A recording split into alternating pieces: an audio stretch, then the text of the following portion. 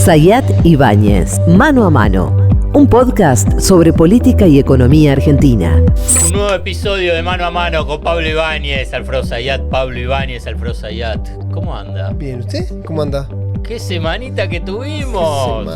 ¿Qué semanas? ¿Qué meses, hermano? Y lo que queda por delante. Y pero antes, Pablo Ibáñez, ¿qué decimos? Buen día, buenas tardes, buenas noches para toda la legión que cada vez está creciendo más de Mano a Mano. Saludo para todos los amigos y las amigas. Pero sé que te voy a decir ahora, ¿qué es lo que tienen que hacer? Lo quiero que escuchen. No, tienen que entrar a todas las plataformas, sí. Spotify, Apple Podcasts, YouTube. Y suscribirse. Y todas las otras y poner seguir. Claro, seguir. Para que te vaya apareciendo los nuevos episodios apenas se publiquen, y los que tienen opción de calificar correctamente, si no, no calificar. Vos pensás. Es decir, ahí vale el voto en blanco. Si tenés dudas, claro, blanco o no vayas a votar. Ahí digamos, en el caso particular. ¿Vos pensás que Mauricio Macri lo seguía a Milei ya de hace bastante o terminó la primera vuelta y dijo ¡apa! Y sigo y suscribo? No, lo seguía hace bastante. Sí.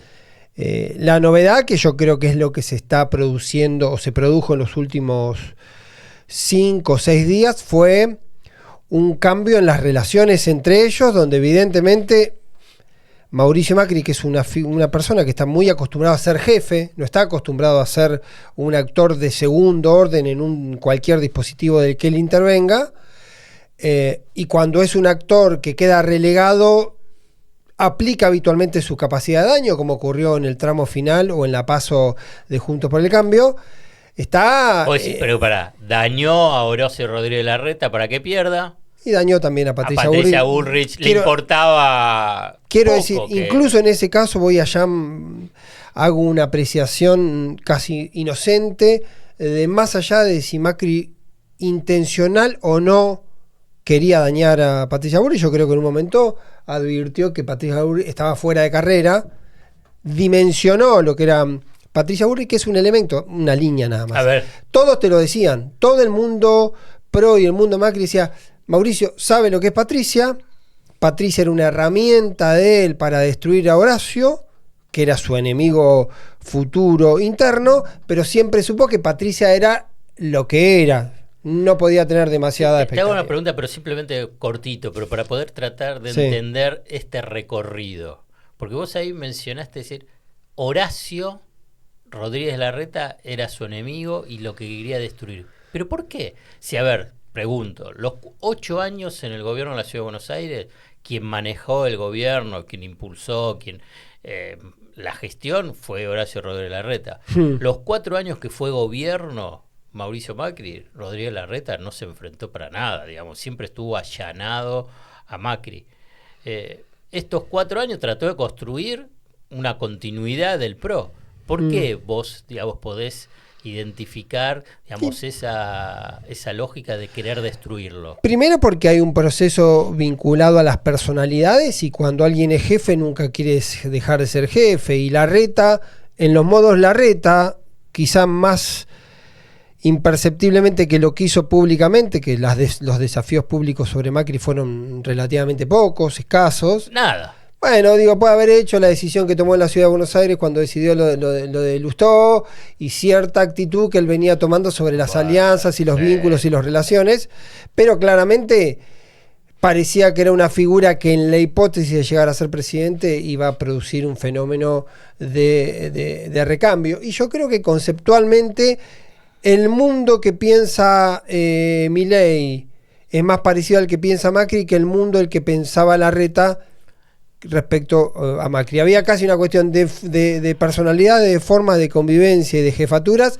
y otra de concepción del mundo. Ahora entonces salto a la otra casilla del juego de la boca. ¿Y a Patricia Bullrich por qué? Si es la misma línea de pensamiento que podía tener Macri, porque en un momento también la podía manejar, podía ponerle toda la gente que quería. Porque si hubiese sido una figura taquillera, como lo fue o como parecía hacerlo hasta la PASO, le hubiese servido, pero Macri siempre entendió que era una figura que no le daba el target para hacer una conducción. para ser una figura competitiva, digamos. Vos me podrás preguntar, no sé cuál es la cabeza final de Macri, por qué entendió eso, por qué validó eso, creyó en algún momento si le servía. Se da el mismo fenómeno, fíjate que es interesante esto. Se dio en su momento el fenómeno de que Macri le puso volumen a Patricia Bullrich cuando Patricia Bullrich estaba prácticamente sola, ella y Milman, contra el resto de Juntos por el Cambio, porque todo lo tenía Horacio Rodríguez Larreta. Ahora ocurre un fenómeno parecido, porque Macri va al auxilio de Milei y va con un ejército de tipos que le pone soporte. Habrá que ver si le sirve o no le sirve. Antes de saltar a la otra casilla del juego de la boca de Milei, vos decís, Bullrich vio que está bien, le sirvió para sacar del mapa a Rodríguez Larreta, pero veía por la pureza. Pero veía después, que no tenía recorrido, en un momento, que no podía. En un momento no era una carta ganadora. Entonces salta Milei.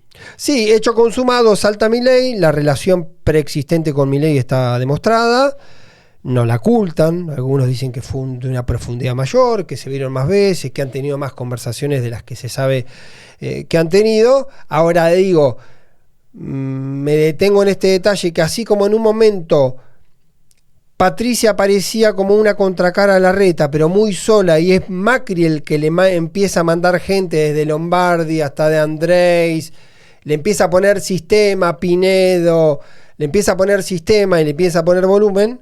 Ahora parece hacer lo mismo con Javier Milei. ¿Y por qué piensa que Javier Milei no puede traicionarlo? En el supuesto caso. Bueno, yo creo que ahí hay una gran pregunta. Yo creo que la verdad no muestra mucha estabilidad. Yo creo que la pregunta ahí se responde por algo que Milei le niega a su gente. Yo hablé con 2 de las personas que tuvieron la reunión del día miércoles, donde él junta a sus dirigentes de máxima confianza y explica el acuerdo con Macri, que es el factor Garabano. El expediente Garabano, ministro de Justicia, sí o no, si eso forma, como muchos dicen, lo adelantamos en parte el del acuerdo anterior, ¿no? Bueno, si eso efectivamente forma parte del acuerdo, sí. Si Garabano está ahí, es como una especie de cláusula gatillo, compromiso, entenderlo como quiera, donde Macri dice, en el segmento que a mí especialmente me interesa, quiero tener un tipo mío. De hecho, ahí cuentan que Nicolás Pose, que es el potencial jefe de gabinete de Javier Milei, del quien hablamos ya en su momento, que era un personaje, es ingeniero, no tenía mucho rodaje o no tiene mucho rodaje en la política y tampoco ha tenido tantísimo rodaje en la gestión dentro de la Corporación América como para ser un tipo tan relevante. Estaba esta historia que le había prometido o le había ofrecido Nicolás Pose a Cuño Libarona ser ministro de Justicia, y eso se enfrió porque en la conversación entre Macri y Milei aparece como una especie de garantía de Macri que sea Garabano el que está ahí. Y no es el único, hay una serie de nombres que están circulando. Siempre este territorio es difuso porque son conversaciones privadas. Si vos te vas a la personalidad de Macri, y a las debilidades de Milei, es sumamente comprensible que Macri quiera ponerle volumen de gente ahí, porque sobre todo Macri entiende que el Milei que llegó a la paso a la general del 22 de octubre, para ser accesible, votable y competitivo, tiene que modificar, tiene que ser una especie de Milei domesticado, un Milei 2.0, que tenga algunas purezas, que Milei per se no las tiene, porque su entorno tampoco se la da. Entonces Macri entiende que hay que rodearlo a Milei para ponerle algunos elementos que le bajen el tono y lo hagan menos, más difícil, que bajen esta dificultad de muchos sectores de votar a Milei. Vuelvo la ficha al punto de partida, y el Sí. punto de partida, te digo, creo que fue marzo. Mauricio Macri se arrepintió de haberse bajado de la candidatura a ser presidente. ¿Lo charlamos ya eso o no? No sé, por ahí No, lo porque charlamos, por ahí lo a mí charlamos.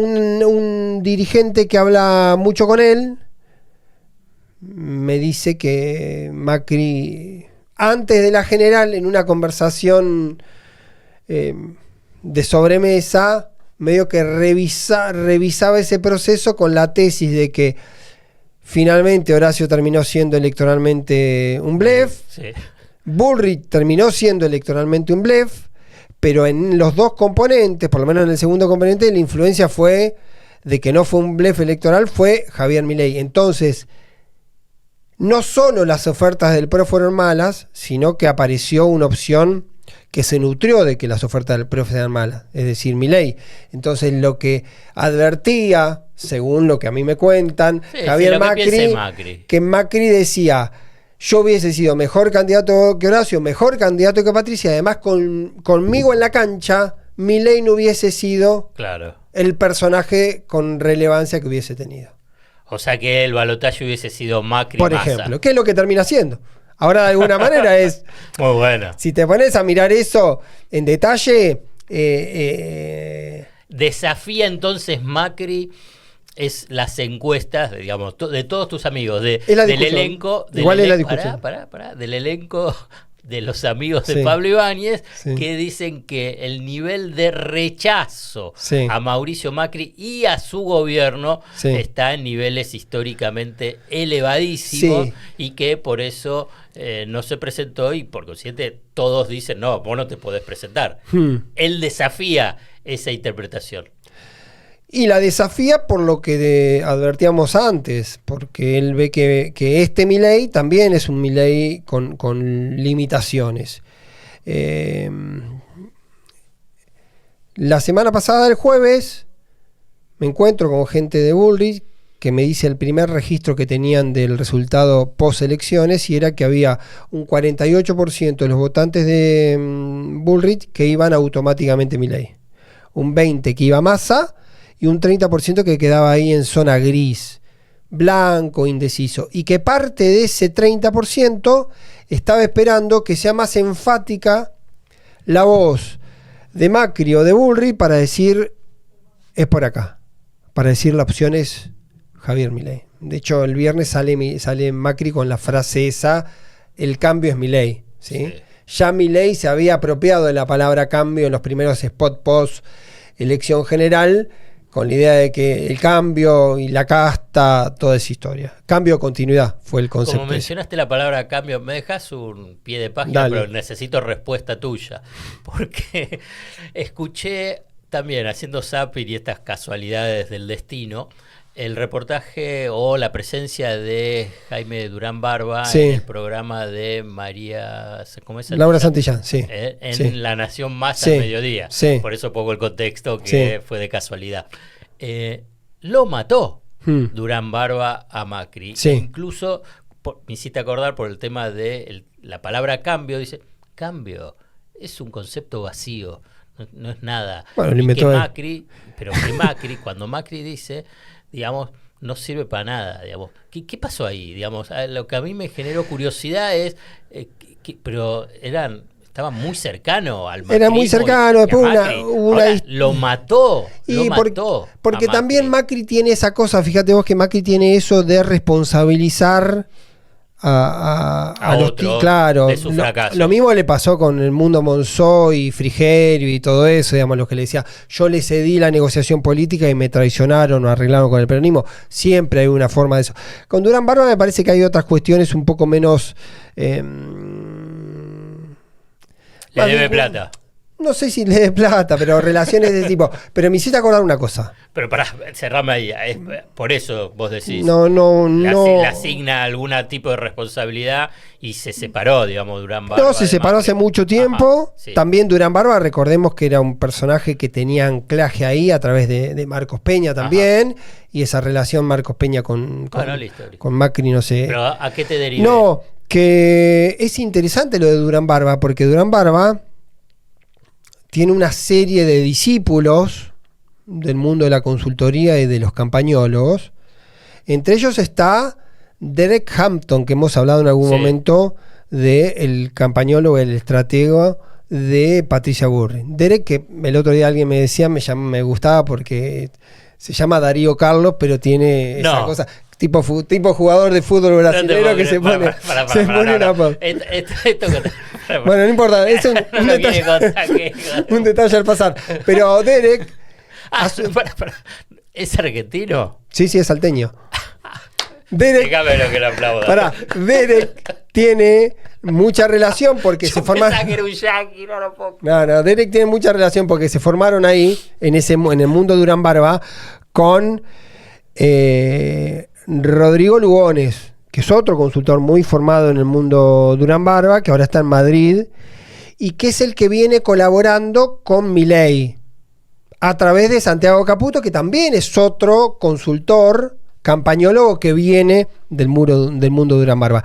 Ahí hay como un cuarteto, que son Lugones, Derek, Santiago Caputo, que es el tipo que está más cerca de la toma de decisiones, más cerca de la toma de decisiones estratégicas de Milei.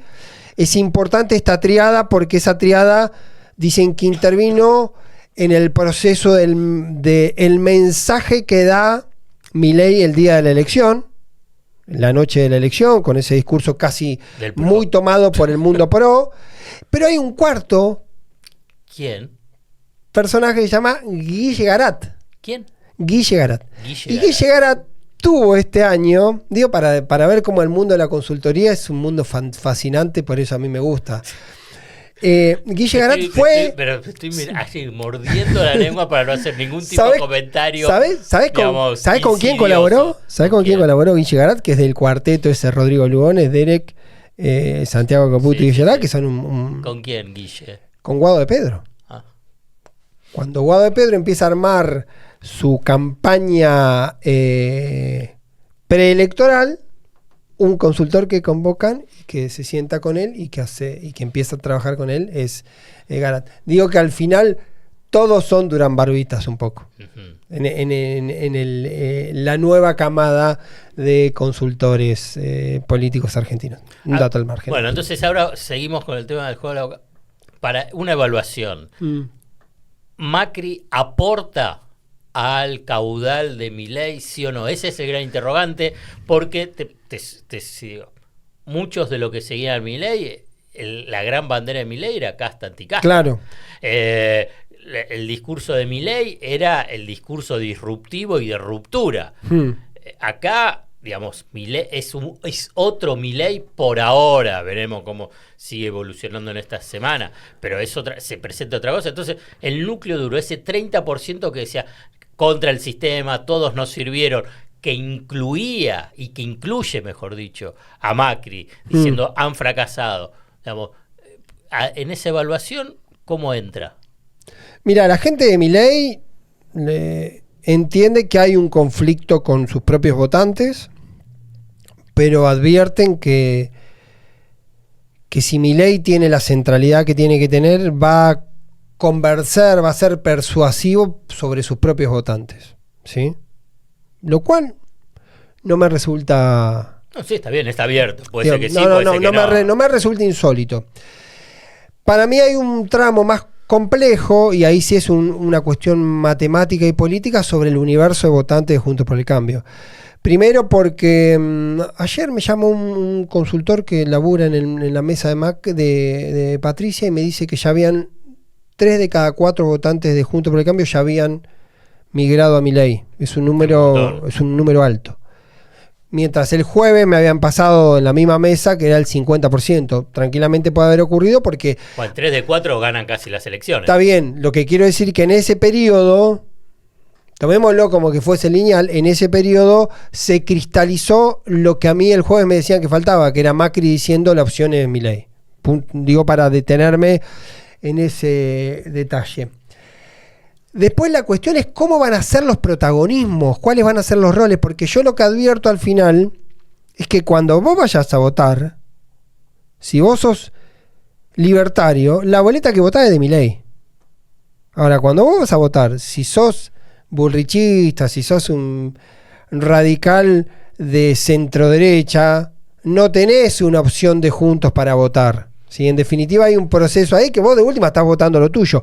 Para ese votante tiene que ser muy explícita la presencia de Bullrich y Macri en la conformación del gobierno futuro, porque para esos votantes funcionan, más allá de que haya un componente antiperonista o antikirchnerista, para ese votante tiene que haber una garantía de que Milei no es el loco que pensaban hasta el 22 de octubre, Y esa locura, hablando siempre en términos metafóricos, digo, no diagnostico esa locura conceptual, ese tipo impredecible, incierto, tiene que tener un soporte vinculado con alguna garantía. Y esa garantía la podría dar que Macri tenga un protagonismo mayor en la corporación de la nueva alianza, el nuevo pacto, pero sobre todo pensando a futuro. Y ahí empieza el otro conflicto, es decir, ¿cuál es la fuerza de gravedad que hace que Macri tenga que estar lo suficientemente cerca de Milei para que los votantes de Juntos vean un Milei domesticado, accesible, moderado, que no tenga una serie de propuestas, ideas que para ellos son conflictivas? ¿Y cuánta cercanía le conviene a Milei para no desperfilarse y que estemos hoy hablando de que la hipótesis es que ya el jefe del espacio parece más Macri que Milei y que la batalla del 19 de noviembre es más a Macri que más a Milei? Hay un punto que es difícil porque es súper estructural del mundo de la política, que observo, hasta ni como periodista, si querés, ni quiero decir como ciudadano, y que la gente también puede percibirlo. Después de la experiencia de 4 años, sí, conflictiva, crítica, de debilidad de gestión de esta relación de Alberto Fernández, Cristina Fernández de Kirchner, ¿no? Sí. Donde la elección 2019 es Cristina nominando a Alberto, sí, y ahí gana, ¿no? Sí. Y pasa a ser presidente. Que se replique de alguna manera, no idéntica, pero de alguna manera, de que aparece la figura rutilante, que es Macri, en el sentido de poder capturar a un electorado para que sea presidente Milei. ¿Cómo va a repetir la misma historia, digamos, en términos políticos, en términos de gestión y en términos de pensar cómo puede reaccionar la sociedad ante una réplica? Es como...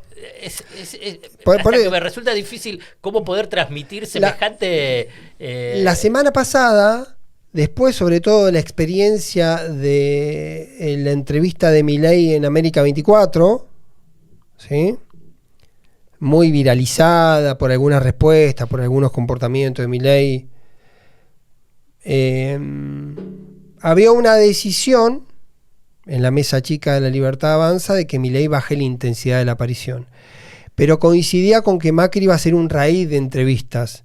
Entonces estaba esa discusión de no resignar centralidad ante una aparición de Macri, porque esto que vos advertís no solo políticamente es difícil y como táctica es difícil, sino que también en términos personales Milei cree que Macri lo vino a buscar, que él es la salvación de Macri, ¿sí?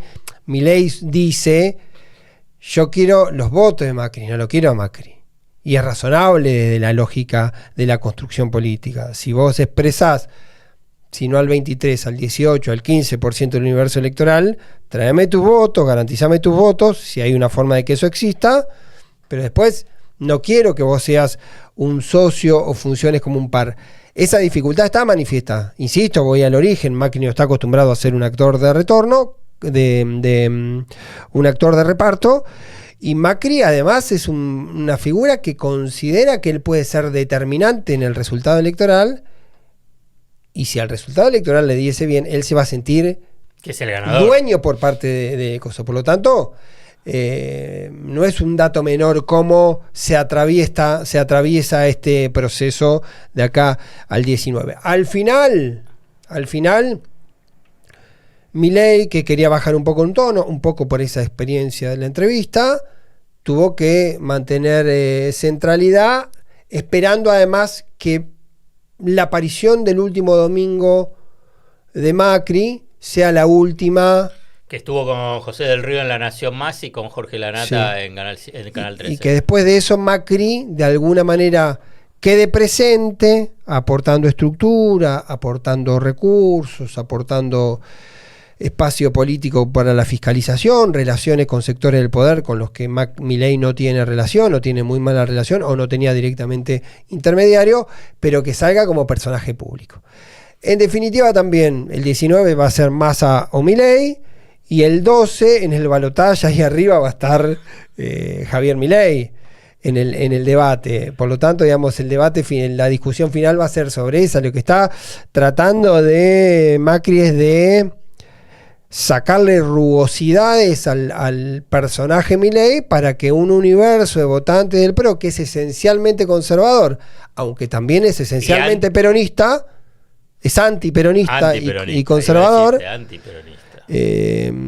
pueda entender que la lotería que significa Javier Milei y que la reconoce el propio Macri sea opción válida a la continuidad del vuelvo a ver con lo que te comentaba antes, y por ahí es una frase hecha, digamos, como que la historia primero es una tragedia y después se repite como una farsa. Sí, puede ser que pero es una no deja de ser una sofisticación. No deja de ser una sofisticación. Vos decís que en el electorado eso no puede identificarlo. Puede entrar. Es muy seguido. Bueno, ¿no? pero vos me decís, bueno, pasaron 8 años y de nuevo un líder pone pero también tiene que ver con lo reciente, porque de la misma manera Massa está en un proceso de deskirnerización. Bueno, ¿cuándo lo fue? Bueno. Pues es una sociedad que tiene, está bien, una cosa bueno, si querés otro capítulo. Dejó de ser kirchnerista en el 2013, ponele. Después fue un aliado del kirchnerismo. Lo que quiero decir es que conceptualmente en el debate público está más instalado la idea de que Massa es kirchnerista, de que Milei es macrista. Por lo tanto, ahí tenés proceso de tiempo y de cómo fue derramando un concepto. A eso me refiero. Porque de hecho viene una sociedad. La idea de un Milei subrogado por Macri está presente. No dejo de pensar que en realidad, así como para el votante de Macri esa idea puede ser una garantía de que no es un Milei silvestre, para otro votante puede ser problemático y habrá que ver. Ahí hay una pregunta que no puedo responder. A mí el otro día me decían que, el consultor que me contó ayer me decía que Milei retenía el 98% de sus votos. Aún con el acuerdo. Con lo que vos me estás diciendo, Milei retiene el 98%. Sí, bueno. Después, lo de Bullrich se lleva. Milei se 3 lleva 3 de 4. Y entonces ganó Milei. Esa encuesta, la encuesta que tiene la gente de Bullrich, lo tiene arriba Milei. Hay una encuesta más que yo vi de la semana pasada, pre-acuerdo explícito, inmediatamente después de la general, que lo da arriba, que es la de proyección, que lo da arriba a Massa. Y hay 2 encuestólogos que habitualmente trabajan. Uno trabaja muy cerca de Massa y otro que le da que trabaja en varias terminales, que dan situación de empate. Es decir, el balotaje no está resuelto. Hoy no está resuelto. ¿Vos tenés algunos otros números que querías dar? No. Yo, como el balotaje no está resuelto, ahora tenés que empezar a mirar sobre el mapa que operás en el balotaje. Porque ahí, ¿qué significa? Claro, tenés que ver si vos tenés una situación de empate virtual. El balotaje del 2015 terminó con 600.000 votos de diferencia entre Macri y Daniel Scioli. Fue muy cristalizada la idea que en la zona centro ganó Macri y en el resto del país ganó Scioli. Pero Macri tuvo resultados muy imponentes en esos lugares. No solo el 72% de Córdoba, que nos acordamos, pero tuvo 68% en Capital, tuvo 64%, 65% en San Luis, ganó muy bien en Mendoza, ganó en Entre Ríos, digo. Ese segmento, quiere decir, donde Macri le ganó a Scioli, le ganó en general mucho mejor que donde Scioli le ganó a Macri. De hecho, Macri gana el balotaje en 9 provincias. En 9 distritos de los 24. Te hago una pregunta, digamos, con esa lógica, a partir de... La pregunta es ahora, ¿cuánto tiene que ir a buscar? ¿Cuánto tiene que ir a buscar Massa Córdoba para ser competitivo? ¿Cuál es el número para crecer? ¿Cuáles son los pisos que tiene que ir a buscar a Córdoba Massa para que no se le repita el escenario del 2015 y haya una paliza en Córdoba, en Capital, una buena elección, muy buena elección en Santa Fe, que haga que eso después sea difícil? Porque además, en el 2015, un dato que olvidamos, la elección en la provincia de Buenos Aires el balotaje. Scioli lo termina ganando por 60.000 votos. Nada. Empate técnico. Ahí, La elección. ahí es donde perdió. Por eso digo, entonces, tenés que ver si va Massa a buscar el piso de Scioli, en Córdoba por lo menos. Y el Scioli en aquel momento sacó 28. Pero y esa movida de Natalia de la Sota y de otros intendentes de... Hay que ver cómo se me... La semana que viene, Córdoba, Massa va a ir a Córdoba. El primer proceso de esto, de lo que vos definís como una obviedad, pero lo que nosotros definimos como obviedad muchas veces no lo son. Tiene que ver con esto que yo decía, la deskirnerización de Massa como figura. Para entrar a Córdoba... Tenés que tener un calendario donde la K esté tachado, un calendario de 29, de 27 letras. Una cosa que me quedó antes cuando vos decías los números de Patricia Bullrich y también los de Milei. Los radicales no juegan. Bueno, pero Milei el domingo a la noche, alguien me decía que estuvo en esa rosquita con él. Me dice siempre como referencia que Milei piensa todo en términos matemáticos y estadísticos, todo, las relaciones personales, todo en el plano de... Y lo cita John Nash, el matemático una mente brillante. Sí. Bueno, cuenta la teoría eso. De los juegos. Sí. Y que esa misma noche, cuando ven los resultados y ve que Patricia Bullrich saca 23 y que había perdido más o menos 500, 600 mil votos respecto a la PASO, dice... Bullrich ya perdió a los radicales. Ya perdió los votos del radicalismo. Dice en ese. Solo 600.000 votos los radicales. Bueno, la cuenta que hace Milei para después sostener todo lo otro. ¿Qué te quiero decir? Que evidentemente en ese proceso, por los 600.000 votos que perdió Patricia Bullrich, tiene que haber migrado algo. Por lo tanto, de los 23, uno puede imaginar que es una base bastante dura de Juntos por el Cambio. Alguien tiende a creer... macrismo más que Juntos por el Cambio. El Cambio ya ha estallado a 1000 pedazos. Bueno, pero yo me voy... Pablo Ibáñez, le tengo que decir a usted... Entonces, yo te voy a un plano más. Yo digo que si querés el voto duro del macrismo, lo podés tomar como referencia. ¿Actual? El voto duro del macrismo, vos podés decir, bueno, es lo que sacó Patricia en la PASO, 17, 18. Uh-huh. Que tomes eso como base. Entonces, ahí, si ese número se consolida, sigue siendo una opción competitiva que si existiese algo que habitualmente no existe, que es una matemática absoluta electoral de 30 más 28, tenés 30 más 18, tenés 47, 48 de Milei. Quiero decir, no existe la sumatoria exacta, pero ahí se vuelve especialmente importante Córdoba y esa zona media, también Santa Fe, donde tiene que ir más a romper el piso, a romper el techo de Scioli en el 2015, además de hacer lo que decíamos. Por eso me detengo en Córdoba y en Provincia de Buenos Aires. Si empatás Provincia de Buenos Aires, tenés que mejorar en la zona media, salvo que crezcas mucho en Provincia de Buenos Aires, y ahí ya hay un territorio mucho más incierto que tiene que ver con los techos. ¿Incorporaste a Sergio Massa a este juego de la boca? ¿Vos cómo lo ves? ¿Qué pensás? ¿Ellos qué evalúan en la campaña de Sergio Massa? ¿Piensan así que está muy finito? Sí. ¿Están confiados? No, piensan que está fino. ¿Pero por qué? Porque la ecuación de el armado, vos no nos olvidemos, Alfred, y lo hemos dicho mucho en este podcast y en Truco Gallo, esta idea de cuando vos separabas a grandes rasgos cambio-continuidad, era 65-35 o 70-30, ¿sí? Y más allá de toda la magia posible que puede hacer Sergio Massa, está visualizado como que forma parte del gobierno, y aunque él instale y martille con la idea de que le toca estar en este gobierno, pero no es el gobierno que él quiere ni el gobierno que él llevaría a cabo, tiene ese peso de la realidad, del presente, ¿sí? Massa siendo presente tiene que vender futuro. Entonces ahí te aparece la disputa por el cambio. Tiene mayores herramientas Milei para decir que es cambio, porque dice nunca fue nada anteriormente. Ahora también compra una dosis de anticambio cuando se abraza a Macri, y ahí está una disputa sobre qué tipo de cambio es el cambio futuro, y eso es lo que Massa para mí el dato que hay que seguir de Massa es si Massa en algún momento de la campaña modifica el perfil.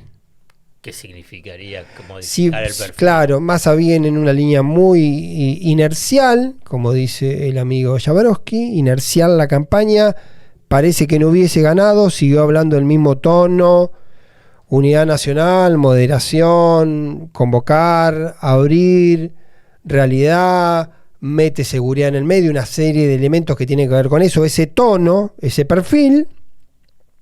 Si en algún momento hay un cambio brusco es porque eso no está funcionando. Si mañana te aparece un Massa estridente contra Milei, a quien hace 20 días no menciona por nombre y apellido, eso quiere decir que Massa ve que el plan no le está funcionando. Digo, antes que yo venga a decírtelo en algún momento, seguí ese detalle. Y hasta ahora está en esa lógica. La semana que viene va a ir a Córdoba, Massa. Tiene que también crecer un poco en el interior de la provincia de Buenos Aires para consolidar esto que te decía respecto al 2015. Va a estar sobre el fin de esta semana, si no fallan los planes, en Mar del Plata, un territorio también importante por eso. Y Massa tiene que ir ya trabajando sobre sectores diferentes y lo que uno imagina que va a ocurrir de acá hasta que allá. Si se cambiase eso también sería una señal de que el plan no está funcionando. Massa es la única voz de Unión por la Patria. Es la única voz. No hay otras voces en Unión por la Patria. Puede aparecer en un acto, en una foto, un discurso, pero las voces... Axel todavía no apareció mucho. Yo creo que en algún momento va a tener que aparecer con mayor intensidad para consolidar lo que es Provincia de Buenos Aires. Lo que es Provincia de Buenos Aires. ¿Existe riesgo para el oficialismo que sacó ese 37%, que ya ha superado las batallas electorales en provincias y en municipios, donde ahí estaban los porotos, donde los gobernadores jugaban sus senadores, sus diputados, en las intendencias los que eran candidatos jugaban obviamente ser elegidos o reelegidos, haya como una suerte de relajación de esa estructura gobernadores, intendentes? Mira, yo creo que en el oficialismo, ¿no? Yo creo en los dos casos que en los balotajes eso no impacta sustancialmente. Ya el balotaje, al ser un mano a mano, es lo mismo que está Milei. Ahí ocurre una cosa rara con Milei, porque Milei habla de fraude y el tipo está encargado de la fiscalización, que Cerimedo dice que es imposible el fraude, que no hay volumen. Bueno, de hecho a Cerimedo lo subieron en un momento, lo bajaron, lo volvieron a subir, está Ferraro atrás, en toda la logística. Ahora le pide al PRO que ayude con el tema de la fiscalización, pero yo creo que lo que es fiscalización y concurrencia, digamos, de estructura, va a ser relativo, porque un balotaje tiene eso. Y yo me voy otra vez al 2015. Del 2015 bajó un poquito la participación, muy poquito, respecto a la primera vuelta, respecto a la segunda, a la general, a la primera vuelta, bien decís, pero aumentó el voto positivo. Bajó el blanco y el nulo. ¿Sí? Hubo 2 millones, hubo 25 millones, de votos positivos, y en la general había habido 2 millones, 1. Y había habido más blancos impugnados. ¿Qué quiero decir? Que en ese tramo, sobre todo con esta intensidad que tiene la campaña y estando tan disputada, con dos perfiles muy distintos y con actores involucrados, la impresión es que no va a haber problema ni de concurrencia ni de fiscalización, y todos van a estar jugando, poniendo lo que tienen que poner. Bueno, muy bien, Pablo. Qué episodio, mamita querida. ¿Y nos quedan todavía? ¿Cuánto nos quedan? ¿Cuánto quedan hasta el balotaje? 3. ¿Y después? A mí me acuerdo que se reí. Y después, bueno, va a estar muy divertido el debate del 12. Del 12. ¿Te parece? Hoy me contaron, bueno, hoy es martes, no sé cuándo salimos, pero hoy me contaron los detalles. Va a estar muy divertido. ¿Pero por qué? Porque va a ser micrófono abierto. digamos, Massa va a estar hablando y los dos micrófonos abiertos, cada uno va a tener 6 minutos por tema. Habla Alfredo Zayat, corre el timer del cronómetro, gastás 45. Yo te interrumpo, vos parás, si empiezo a hablar yo, vos gastaste 45, yo me pongo a hablar. Entonces va a haber como una especie de tac, tac, tac.